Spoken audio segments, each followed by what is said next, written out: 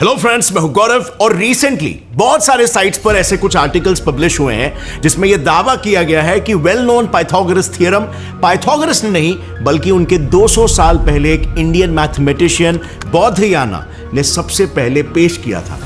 अब अगर देखा जाए ना तो यह हम सबके लिए एक गर्व की बात है क्योंकि ऑब्वियसली ये इंडिया में हुआ था। लेकिन क्या ये आर्टिकल्स वाकई में सही है या फिर ये कोई ऐसे ही रैंडम सी खबर थी जो कि इंडियंस ने दिल पे ले लिया और सबको प्राउड फील होने लग गया और सब लोग शेयर करने लग गए और ये वायरल हो गया। सो सवाल यहां पर ये है कि क्या कभी पाइथागोरस ने इस थ्योरम को बनाया ही नहीं था बल्कि कॉपी करके उस पर अपना ट्विस्ट डाल के प्रेजेंट कर लिया? Well friends, I would request कि इन आर्टिकल्स को देखकर कोई भी कंक्लूजन निकालने से पहले आप ये पूरा वीडियो एक बार देख लो और फिर अपना ओपिनियन बनाओ, क्योंकि इस पे हमने पूरी रिसर्च करके एक एक चीजों को जोड़कर हमने इसका तुक बनाने की कोशिश की है। क्योंकि जैसे आप लोग को ऑलरेडी पता है, हमारे चैनल का मेन मकसद यह है कि सच्चाई को आपके आंखों के सामने लाना और ना कि वो बातें करना जो आपको सुनने में अच्छा लगे। अब इससे पहले भी आपने कुछ ऐसी खबरें सुनी होगी जैसे हनुमान चालीसा श्लोक फॉर एग्जाम्पल, इसमें जुग सहस्त्र योजन पर भानु लीलियोताहि मधुर फल जानू, ये लाइंस ऐसे कहा गया है कि सबसे पहले धरती और सूरज के बीच की दूरी का वर्णन करती है और सबसे पहले ये हमारे ही किताब में लिखी गई थी। इनफैक्ट आपने ये भी खबर सुनी होगी कि उड़न खटोला सबसे पहले एंशिएंट इंडियन सिविलाइजेशन में ही इन्वेंट किया गया था और एक टाइम पर तो ये काफी कॉमन भी हुआ करता था। लेकिन यहां पर यह बात भी हमें समझना है फ्रेंड्स कि अब तक कोई भी रिसर्चर ने इसे साइंटिफिकली प्रूव नहीं किया है और इसीलिए यह कहना बहुत ही मुश्किल है कि यह फैक्चुअल है या फिर मे बी थोड़ा सा एग्जैजरेटेड फॉर्म ऑफ रियलिटी। तो शायद पॉसिबिलिटी है कि इसके साथ भी ऐसा ही कुछ हो सकता है या फिर ऐसा भी हो सकता है कि ऐसा नहीं है और वास्तविकता में पाइथागोरस थ्योरम वाकई में शायद इंडिया में इजाद हुआ हो। तो जब मैं इन आर्टिकल्स पर नजर डाल रहा था ना, तब मैंने ये पढ़ा कि इन सभी आर्टिकल्स में ये लिखा गया है कि 800 बीसी के दौरान एंशिएंट इंडिया में एक वैदिक प्रीस्ट और पहले ऐसे इंडियन मैथमेटिशियन थे जिनका नाम बौद्धयाना था, जिन्होंने कई सारे ऐसे ही मैथमेटिक्स के कॉन्सेप्ट्स को इजाद किया था और उन पर एक किताब लिखी थी, बौद्धयाना सुलभ सूत्र। अब क्योंकि उस समय ऐसी मान्यता थी कि अगर किसी भी रिचुअल को परफेक्टली करना हो या भगवान को खुश करना हो तो रिचुअल प्लेसेस का ज्योमेट्रिकली परफेक्ट होना जरूरी है, यानी कि सिमेट्रिक होना।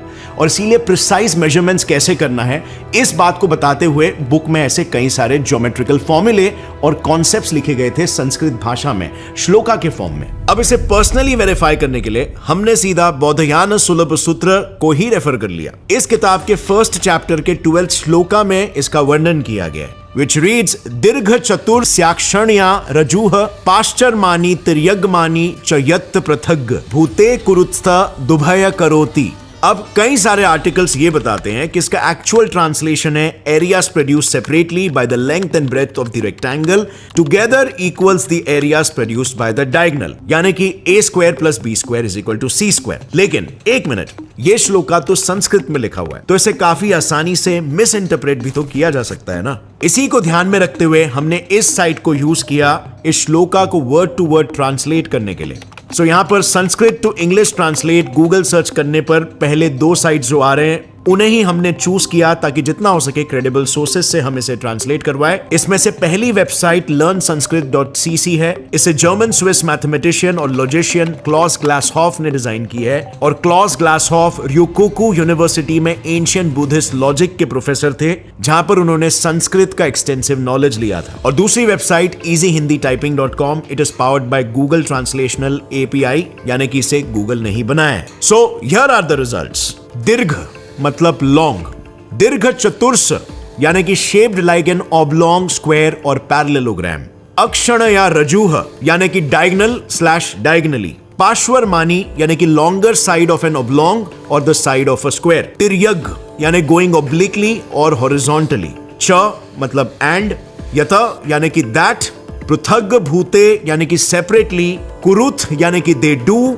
और करोति मतलब मेक डू। अब ऑफ कोर्स हम एग्जैक्टली संस्कृत टू इंग्लिश नहीं कर सकते क्योंकि हर लैंग्वेज में वर्ब, नाउन, एडजेक्टिव इन सब का प्लेसमेंट डिफरेंट होता है। लेकिन अगर इन सभी वर्ड्स को जोड़कर इसका सेंस बनाने की कोशिश करें ना तो इसका मतलब सरप्राइजिंगली कहीं ना कहीं यही निकलता है, a² + b² = c²। So well, ऐसा बिल्कुल लग रहा है कि शायद ये क्लेम कि पाइथागोरस थ्योरम को उनसे 200 साल पहले बौद्धयाना ने बनाया, इसमें कुछ तो क्रेडिबिलिटी है और सबूत आपके आंखों के सामने है। लेकिन wait, let's also try to get the complete picture.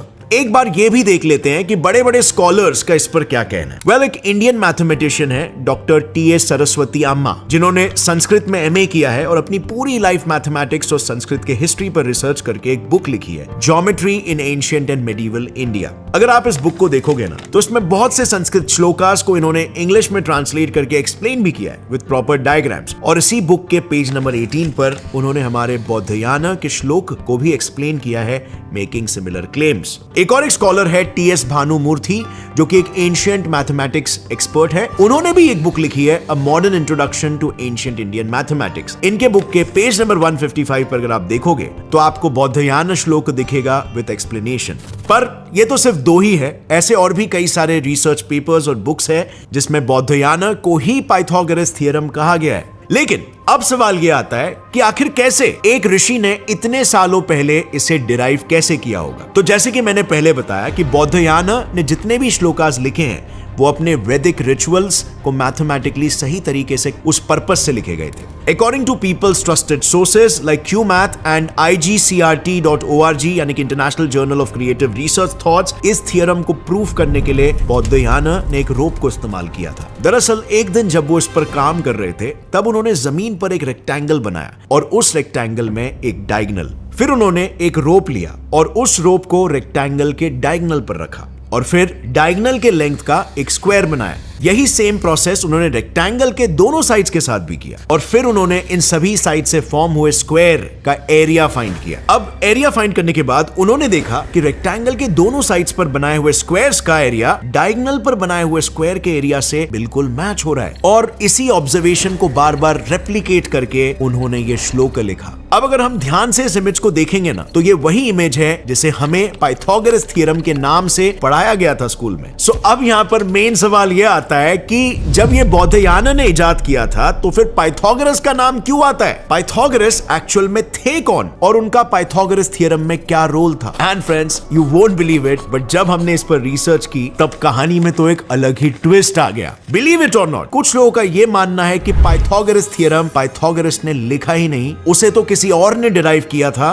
बस उस पे पाइथागोरस का नाम चिपका दिया गया। सो जब हम पाइथागोरस पर रिसर्च कर रहे थे तब हमने देखा कि 518 BCE में ग्रीक मैथमेटिशियन और फिलोसोफर पाइथागोरस ने क्रोटोन, इटली में अपनी एक स्कूल बनाई थी जिसका नाम था सेमी सर्कल ऑफ पाइथागोरस, जिसमें 50 से ज्यादा लोग थे जिन्हें पाइथागोरेंस कहा जाता था। इस स्कूल के अपने कुछ बिलीफ्स थे, जैसे नेचर में जितनी भी चीजें हैं वो नंबर्स है और हम सबको नेचर, आर्ट और म्यूजिक में मैथमेटिकल रिलेशंस देखने चाहिए। इन शॉर्ट उनका कहना था कि नंबर्स रूल द यूनिवर्स। इन बिलीफ्स को फॉलो करके पाइथागोरेंस ने अलग अलग डिस्कवरीज की थी, like irrational numbers, sphericity of earth etcetera. अब क्योंकि पाइथागोरस इस कल्ट के लिए भगवान समान थे, इसीलिए ये सारे पाइथागोरेंस जितनी भी डिस्कवरी करते उन्हें वो पाइथागोरस के ही नाम दे देते थे। और कुछ लोगों का ये कहना है कि पाइथागोरस थ्योरम के साथ भी ऐसा ही कुछ हुआ। इनफैक्ट अगर आप गूगल करोगे पाइथागोरस थ्योरम तो वहां पर भी यही आएगा, पाइथागोरन थ्योरम, और ना कि पाइथागोरस थ्योरम, यानी कि उनके कल्ट का नाम। But on the other hand, Springer link journal site के अनुसार एक स्टोरी ऐसी भी है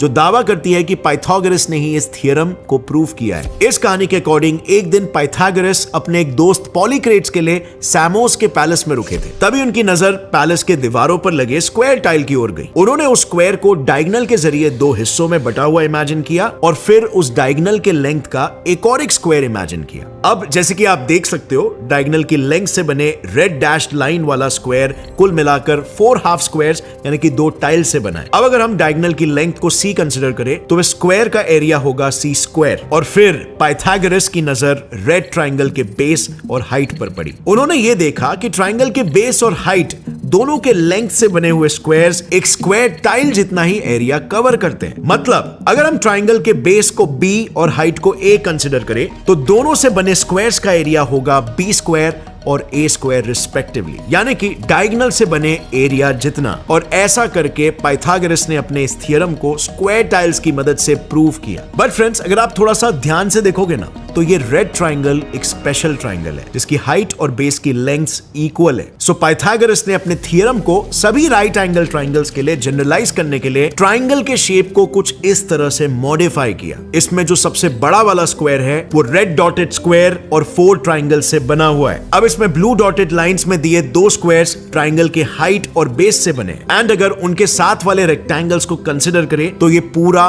बड़ा स्क्वायर बनता है। बट ये जो रेक्टेंगल है वो खुद 2 ट्राइंगल से बना हुआ है। मतलब इस बड़े स्क्वायर को बनाने का एक और तरीका है, ब्लू डॉटेड लाइंस वाले 2 स्क्वायर्स और 4 ट्राइंगल्स। अब अगर हम इन दोनों को इक्वेट करें तो हमें मिलता है ये। इससे पाइथागोरस ने ये प्रूव किया कि उनका थ्योरम सभी राइट एंगल ट्राइंगल्स पर एप्लीकेबल है। लेकिन अभी भी सवाल वही का वही है। ये सब कहानियां तो बिल्कुल सही है, लेकिन इस थ्योरम को सबसे पहले किसने डिस्कवर किया? इफ बौद्धयाना, तो फिर इंडिया में होकर हम इसे पाइथागोरस थ्योरम क्यों कहते हैं? वेल फ्रेंड्स, हमें यह पता चला कि बौद्धयाना के भी पहले 2500 बीसी में एंशिएंट इजिप्ट को पाइथागोरस थ्योरम पहले से ही पता था। कुछ आर्कियोलॉजिस्ट के हिसाब से पाइथागोरस थ्योरम को सबसे पहले एंशिएंट इजिप्शियंस ने इस्तेमाल किया था। इसके प्रूफ्स है उनके किए हुए कंस्ट्रक्शंस जिसके साइड्स, जैसे आप देख सकते हो, पाइथागोरन ट्रिपलेट्स के रेशियो में बनाए गए। बेसिकली वो लोग वो टाइम पे 3 अलग अलग रोप्स लेते थे और फिर इनमें से एक पर 3, दूसरे पर 4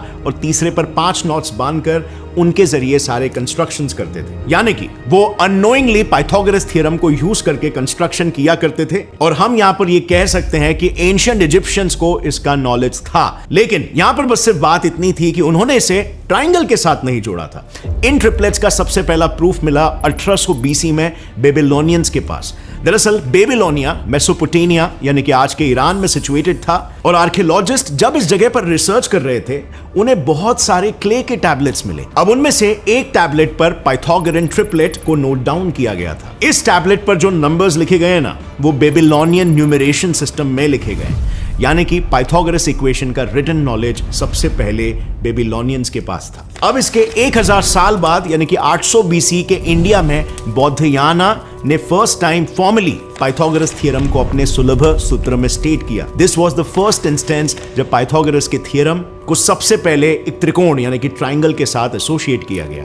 सो to sum it up, Pythagoras theorem का फर्स्ट नॉलेज एंशिएंट इजिप्ट में था। इसका फर्स्ट रिटन इक्वेशन बेबीलोन में था, बेबीलोनियन सिविलाइजेशन के पास, और इसका first statement and association with a triangle ancient Indians ने किया। यानी कि as you can see, Pythagoras के पहले 3 ऐसे सिविलाइजेशंस थे जिन्हें किसी न किसी फॉर्म में इस थ्योरम के बारे में पता था। सो नाउ फ्रेंड्स, यू से तीनों सिविलाइजेशंस में से किसे इसका मेन क्रेडिट मिलना चाहिए या फिर तीनों को इक्वली क्रेडिट मिलना चाहिए? अब फ्रेंड्स, यहां पर साइंस के केस में ऐसा पहली बार नहीं हुआ है कि बनाता कोई और है, क्रेडिट किसी और को मिलता है, या फिर लोग एक साथ मिलकर बनाते हैं किसी चीज को। यहां पर एक सबसे बड़ा एग्जाम्पल एक पर्सन का जिसने जिंदगी भर बहुत सारे इन्वेंशंस किए, विज्ञान को बहुत ज्यादा आगे बढ़ाया, लेकिन उसे कभी भी उसका क्रेडिट नहीं मिला। एक ऐसे पर्सन थे, एक ऐसे साइंटिस्ट थे, निकोला टेस्ला। ऐसे कई सारे क्लेम्स है कि निकोला टेस्ला के आइडियाज को थॉमस एडिसन ने कॉपी करके क्रेडिट अपने नाम में ले लिया था।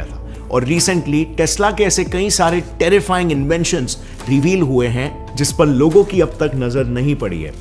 उन इन्वेंशंस पर, उन टेरिफाइंग डिस्कवरीज पर मैंने ऑलरेडी एक वीडियो बनाया है, जैसे आप यहां पर क्लिक करके देख सकते हो। फिलहाल के लिए फ्रेंड्स, आज के लिए बस इतना ही। अगर इस वीडियो से आपको कुछ भी नया सीखने मिला, एक लाइक जरूर ठोकना। Get set fly science channel को सब्सक्राइब कर लो और बेल नोटिफिकेशन दबाओ ताकि आगे आने वाली हमारी कोई भी वीडियो की अपडेट आप मिस ना करो। See you next time. As always, stay curious, keep learning and keep growing. Jai Hind.